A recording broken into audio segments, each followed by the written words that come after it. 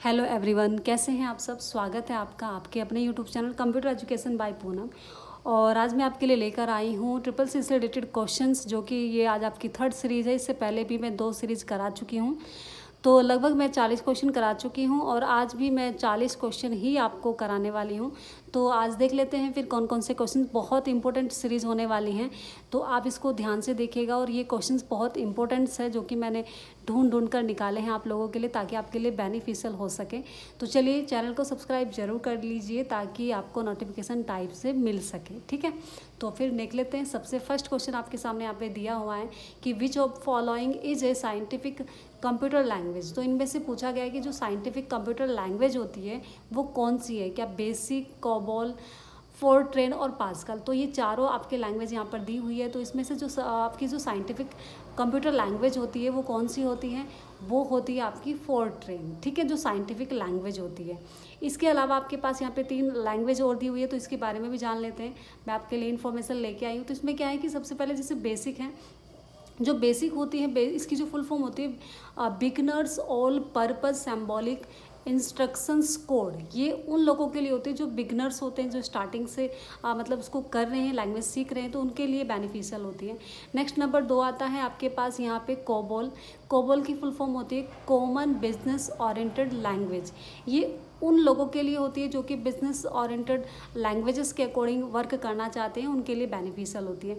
Next आती है आपके पास पास्कल, जिसके ओनर है ओनर ऑफ बैलेज पास्कल। तो इसी के नाम, इन्हीं के नाम पर यानी कि पास्कल इस लैंग्वेज का नाम रखा गया है। तो ठीक है, तो ये क्या है, ये आपके पास्कल जो कि मैथमेटिक्स से रिलेटेड आपकी लैंग्वेजेस होती हैं, उनके लिए बेनिफिशियल होती हैं। तो ये मैथमेटिक्स जो कंप्यूटर लैंग्वेज है उसके अकॉर्डिंग यूजफुल होती है। नेक्स्ट आता है आपके पास फोरट्रेन, जो कि हमारी आंसर भी है, जो कि साइंटिफिक लैंग्वेज है। इसकी फुल फॉर्म होती है फॉर्मूला ट्रांसलेशन, ठीक है, ये इसकी फुल फॉर्म होती है। और ये किन के लिए होती है, ये साइंटिफिक कंप्यूटर लैंग्वेजेस से रिलेटेड होती है। चलिए नेक्स्ट क्वेश्चन देख लेते हैं। नेक्स्ट क्वेश्चन है हमारे पास, who was the creator of world's first analogue computer. पहला आपका जो एनालॉग कंप्यूटर है उसकी क्रिएटर कौन है, जो कि वर्ल्ड में फर्स्ट एनालॉग कंप्यूटर के क्रिएटर हैं। तो वो कौन है, यहाँ पे दिया हुआ है options, Vannevar Bush, George Bush junior, Ronald Riggles. तो इनमें से जो ऑप्शंस आता है आपके पास वो कौन है, वेनेवर बुश। ये क्या है, ये आपके फर्स्ट वर्ल्ड्स एनालॉग कंप्यूटर्स के क्रिएटर हैं। इन्होंने इसको क्रिएटर यानी कि क्रिएट किया था, आई थिंक इन्होंने क्रिएट किया था, ठीक है। नेक्स्ट क्वेश्चन आपके सामने आता है, by what other name do you call the mouse. आप माउस को दूसरे किस नाम से पुकार सकते हैं या ले सकते हैं, रेड माइस, कंट्रोल डिवाइस या पॉइंटर डिवाइस। तो इसे किस नाम से पुकारेंगे हम, पॉइंटर डिवाइस के नाम से भी हम इसको जानते हैं। नेक्स्ट क्वेश्चन है आपके सामने, the keyboard is a major input device, what do we do with this help. तो इसकी सहायता से हम क्या कर सकते हैं, यानी कि जो कीबोर्ड होता है वो मेजर इनपुट डिवाइस होता है, यानी कि सबसे बड़ा एक आपका कह सकते हैं कि ये इनपुट डिवाइस होता है। तो इसकी सहायता से हम क्या कर सकते हैं, open the lock of computer को लॉक कर सकते हैं, ओपन कर सकते हैं लॉक को। या फिर they play favourite of computer, आप अपने यहाँ पे कोई प्ले कर सकते हैं, खेल सकते हैं जो फेवरेट कंप्यूटर के अकॉर्डिंग। या फिर दे प्ले फेवरेट ट्यून्स, कोई धुन सुन सकते हैं। Send all information to computers, या फिर हम यहाँ पे send all information to computer. तो इन सबसे रिलेटेड हम जो ऑल इन्फॉर्मेशंस होती है वो सब हम यहाँ से सेंड कर सकते हैं, किससे, कंप्यूटर कीबोर्ड के अकॉर्डिंग, ठीक है, जो कि ये आपका आंसर दिया हुआ है। नेक्स्ट क्वेश्चन आपके सामने यहाँ पर, यानी कि इसका जो आंसर था वो तो आपका डी था। चलिए इसका देख लेते हैं, the device use to send information और instructions to the computer is called. वो डिवाइस यानी कि जिसका हम यूज़ करते हैं इन्फॉर्मेशन के लिए, इन्फॉर्मेशन देने के लिए, इंस्ट्रक्शन देने के लिए, द कंप्यूटर इज कॉल्ड। तो इसे हम क्या कहते हैं, कंप्यूटर के लिए हम क्या कहेंगे इसको। अभी इसके बारे में जिक्र हुआ था पहले हमने कीबोर्ड, तो कीबोर्ड क्या होता है, इनपुट डिवाइस होता है। तो वही इसका आंसर भी है, ये इनपुट डिवाइस के अकॉर्डिंग हम इन्फॉर्मेशन दे सकते हैं। चलिए नेक्स्ट क्वेश्चन आता है कि which country is having most computers in the world. यानी कि अगर हम कहें कि पूरे विश्व में सबसे ज़्यादा जो कंप्यूटर्स का यहाँ पे सबसे ज़्यादा वर्क लिया जाता है, कंप्यूटर्स कहाँ सबसे ज़्यादा पाए जाते हैं, तो वो कौन सा है? इंडिया, रूसिया या फिर जापान या फिर हम कह सकते हैं यूएसए। तो क्या है कि वो यूएसए है सबसे ज़्यादा जहाँ पर कंप्यूटर की डिमांड होती है, जहाँ पर सबसे ज़्यादा या पहली बार भी कंप्यूटर्स वहाँ पे यूज किया गया था। ठीक है, next use in symbolic data. Symbolic data के लिए हम यहाँ पे क्या यूज करेंगे? Alphabets, digits, sign, all of above. तो ये सारी चीज़ें ही हमें लेने की ज़रूरत पड़ती हैं, क्योंकि जब हम कोई सिम्बॉलिक डेटा हम यूज करते हैं तो हमें अल्फ़ाबेट्स भी लेने होते हैं, डिजिट्स भी, साइन वगैरह भी हमें लेने होते हैं, तो वो सारे ही यहाँ पर हो जाएंगे आपके। ठीक है, तो आंसर क्या हो जाएगा? डी।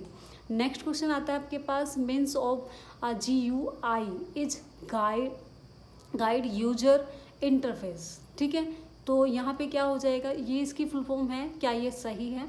बिल्कुल, ये इसकी क्या होता है? इसी की फुल फॉर्म होती है गाइड यूजर इंटरफेस। ठीक है, चलिए अब नेक्स्ट क्वेश्चन देख लेते हैं कि which of following are suitable for networking in the building.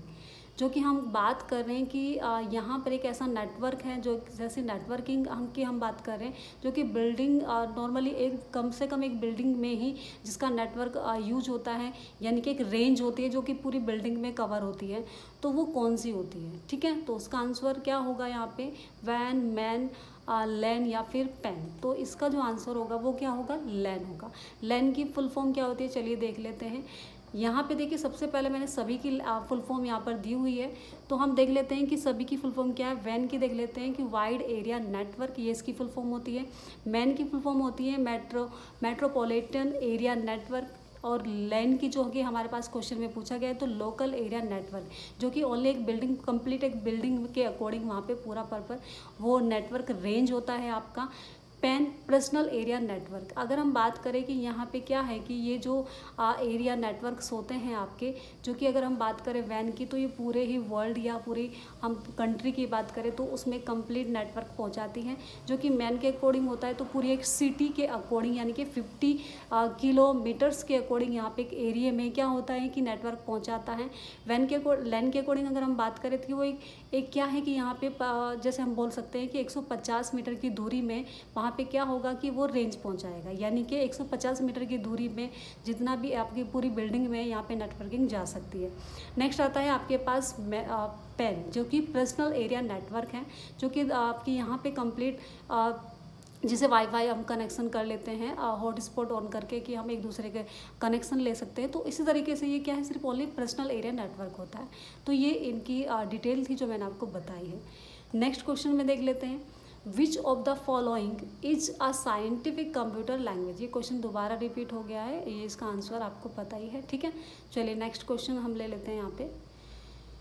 चलिए नेक्स्ट क्वेश्चन है हमारे पास, क्या है? The internet society is a voluntary organisations what its purpose. यहाँ पे इंटरनेट सोसाइटी के लिए जो ऑर्गेनाइजेशंस है उसके लिए उसका कार्य क्या है, यानी कि उसका उद्देश्य क्या होता है। ठीक है, तो यहाँ पे जो इसका उद्देश्य होता है, टू सेंड और received information at world level. तो एक वर्ल्ड लेवल पर हम क्या कर सकते हैं, यहाँ पे इंफॉर्मेशन ले सकते हैं। ठीक है, चलिए नेक्स्ट क्वेश्चन आपके सामने यहाँ पे, हु प्रोवाइड इंटरनेट एड्रेस। जो कि इंटरनेट एड्रेस होता है वो कौन आपको प्रोवाइड करता है, वो किसके थ्रू होता है? Internet society, internet architectures board, या टेलीफोन कंपनी, या फिर नॉन ऑफ दी। तो क्या हो जाएगा? इंटरनेट आर्किटेक्चर्स बोर्ड के अकॉर्डिंग क्या होता है, इंटरनेट एड्रेस प्रोवाइड किया जाता है। नेक्स्ट क्वेश्चन आता है आपके सामने कि which of the following HTML tags defines the title. जैसे कि HTML अगर आप वेब पेज बना रहे हैं तो वहाँ पे आपको एक टैग बनाना होता है जिसके अकॉर्डिंग टाइटल टैग होता है। तो हम टाइटल टैग के लिए हम कौन सा टाइटल लेने के लिए कौन सा टैग का इस्तेमाल करते हैं, तो जो हम टैग का इस्तेमाल करते हैं वो क्या है, वो टाइटल टैग का इस्तेमाल करते हैं। हालांकि सबसे पहले हमें हेड देना होता है, लेकिन हेड आपका ये जो सब टाइटल होता है ये आपका क्या होता है, टाइटल के अकॉर्डिंग हम उसको देते हैं। ठीक है, नेक्स्ट क्वेश्चन है आपके सामने, विच of the below is not a type of computer memory. इनमें से कौन सा कंप्यूटर की मेमोरी नहीं है। ठीक है, तो कौन सा, रैम, रोम, BIOS या फिर DVD? तो आई होप आपको पता ही होगा इसका आंसर क्या होगा, BIOS। ये एक आपकी मेमोरी नहीं है, रैम भी मेमोरी होती है, रोम होती है और DVD भी मेमोरी होती है। अब इनकी फुल फॉर्म देख लेते हैं, जान लेते हैं कि सबसे पहले अगर हम बात करें कि रैम की रैंडम एक्सेस मेमोरी जो इसकी फुल फॉर्म होती है, रोम की full form read only memory, और BIOS की फुल फॉर्म होती है आपकी क्या होती है, बेसिक इनपुट आउटपुट। और अगर हम बात करें कि यहाँ पर जो DVD की फुल फॉर्म होती है वो क्या होता है, डिजिटल वर्टिल, एक second, digital versatile disc, digital versatile disc इसकी फुल फॉर्म होती है किसकी, आपकी DVD की। ठीक है, तो ये मैंने आपको चारों बता दिए। नेक्स्ट क्वेश्चन देख लेते हैं, पेज अप की, इनमें से कौन सी पेज अप की के अकॉर्डिंग वर्क होगा, यानी कि जब हम पेज अप करेंगे तो क्या होगा यहाँ पे, तो moves the cursor one line up, एक लाइन के आप क्या हो जाएंगे कि कर्सर एक लाइन के ऊपर आ जाएगा, moves the cursor one screen up, screen के ऊपर आ जाएगा, one moves the cursor one page up, या एक क्या हो जाएगा कि पेज के ऊपर आ जाएगा, one of the paragraph up, या एक पैराग्राफ के ऊपर आ जाएगा। तो क्या होगा कि जब आप पेज अप ऑप्शन क्लिक करते हैं कीबोर्ड से तो क्या होता है कि आपका वन स्क्रीन अप यानी कि ऊपर आ जाता है आपके। इसका आंसर आपको आई होप दिखाई नहीं दे रहा होगा, तो लेकिन इसका जो आंसर होगा वो बी होगा। ठीक है, बी होगा कि moves the cursor one screen up, जैसे ही आप उसको क्लिक करते हैं तो सामने बिल्कुल स्क्रीन के सामने आपका जो डेटा होता है वो कंप्लीट आप इन्फॉर्मेशन आ जाती है। नेक्स्ट क्वेश्चन है आपके सामने यहाँ पे, control plus arrow is use to, control plus left arrow से हम क्या कर सकते हैं, moves the cursor beginning of the line, moves the cursor one word left. वैसे इसका आंसर पहले आपको दिया हुआ है यहाँ पे, लेकिन फिर भी हम क्या होता है कि जब हम कंट्रोल प्लस एरो प्रेस करते हैं, लेफ्ट एरो करते हैं, तो क्या होता है कि एक वर्ड के लेफ्ट में आपका कर्सर चला जाता है। ठीक है, क्या हुआ, सारे क्वेश्चन छूटे, नहीं दिया हुआ आंसर पहले ही दिया हुआ, चलो खैर कोई नहीं, देख लीजिए आप। विच of the following is a high level language, जो हाई लेवल लैंग्वेज होती है आपको पता है वो C++ होती है। HTML की फुल फॉर्म आपको पता ही होगा, हाइपर टेक्स्ट मार्कअप लैंग्वेज। और अगर DHTML की फुल फॉर्म की बात करें तो डायनेमिक HTML यानी कि हाइपर टेक्स्ट मार्कअप होता है। एक्सटेंसिबल मार्कअप लैंग्वेज, ये इसकी फुल फॉर्म होती है सभी की। तो आई होप आपको समझ आ गया होगा। नेक्स्ट क्वेश्चन, USB की फुल फॉर्म पूछी गई है। सारे क्वेश्चन के आंसर पहले से ही है तो शायद मेरे से गलती से रह गए होंगे, लेकिन फिर भी कोई नहीं, आप देख लीजिए। तो USB की फुल फॉर्म होती है यूनिवर्सल सीरियल बस, आप इसको अच्छे से याद रखेंगे, universal serial bus. Next question is, which of the following printer is user for printing bills, tickets, ETC। अगर हम बात करें कि जो आप प्रिंटेड बिल्स यूज टिकट्स होते हैं या बिल्स होते हैं, जो स्लिप आपको मिलती हैं, उनके लिए कौन से प्रिंटर का इस्तेमाल किया जाता है, dot matrix printer, inkjet printer, laser printer, plotter printer.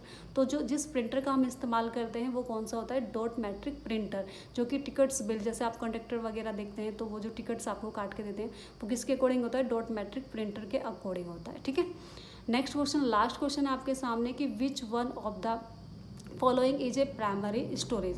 Primary storage यहाँ पर कौन सा है, आप किसे बताइए कि हार्ड डिस्क है, रैम है, फ्लैश ड्राइव है, या फिर नॉन ऑफ दिस। जैसे कि आप देख रहे हैं कि रैम आपकी प्राइमरी स्टोरेज होती है। अगर हम बात करें हार्ड डिस्क तो ये आपकी सेकेंडरी मेमोरी के अकॉर्डिंग आती है। तो जो इसका आंसर होगा वो रैम होगा, यानी कि रैंडम एक्सेस मेमोरी।